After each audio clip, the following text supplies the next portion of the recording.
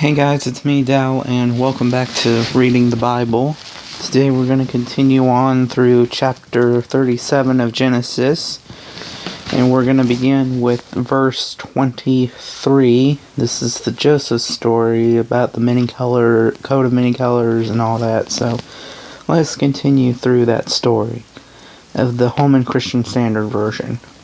When Joseph came to his brothers, they stripped off his robe, the robe of many colors that he had on. Then they took him and threw him into the pit. The pit was empty. There was no water in it. They sat down to eat a meal. They looked up, and there was a caravan of Ishmaelites coming from Gilead.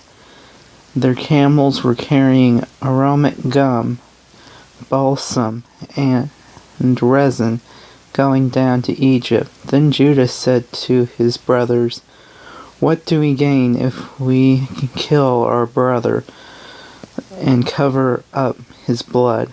Come, let's sell him to the Ishmaelites and not lay a hand on him, for he is our brother and our own flesh." His brothers agreed. When Midianite, sorry for the bad name here, traders passed by, they pulled Joseph out of the pit and sold him for 20 pieces of silver to Ishmaelites, who took Joseph to Egypt. When Reuben returned to the pit and saw that Joseph was not there, he tore his clothes. He went back to his brothers and said, "The boy is gone. What am I going to do?" So they took Joseph's robe, slaughtered a young goat, and dipped the robe in his blood. Then he sent the robe of many colors to their father and said, "We found this. Examine it. Is it your son's robe or not?" His father recognized it. "It is my son's robe," he said. "A vicious animal has devoured him. Joseph has been torn to pieces."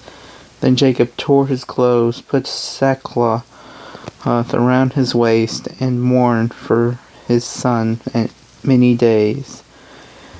All his sons and daughters tried to comfort him, but he refused to be comforted.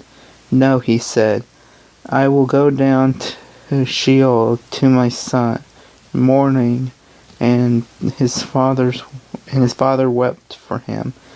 Meanwhile, the Midianites sold Joseph in Egypt to Potiphar, an officer of Pharaoh, and the captain of the guard. At that time, Judah left his brothers and settled near an Adullamite named Hira.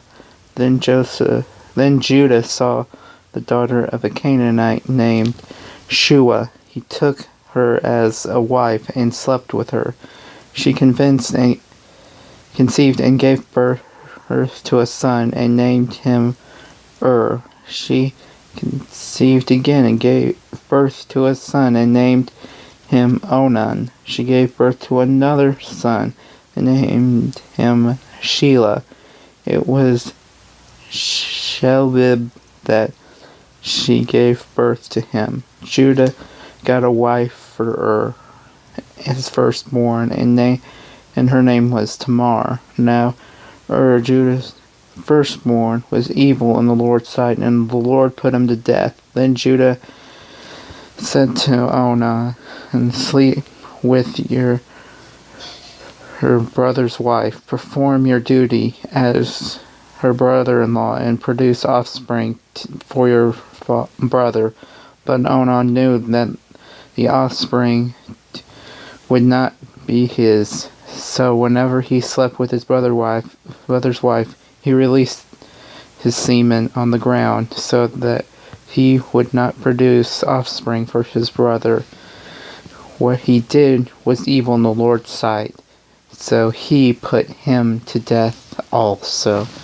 And guys, we're going to have to stop there. We're going to continue on verse 11 of chapter 38 of Genesis.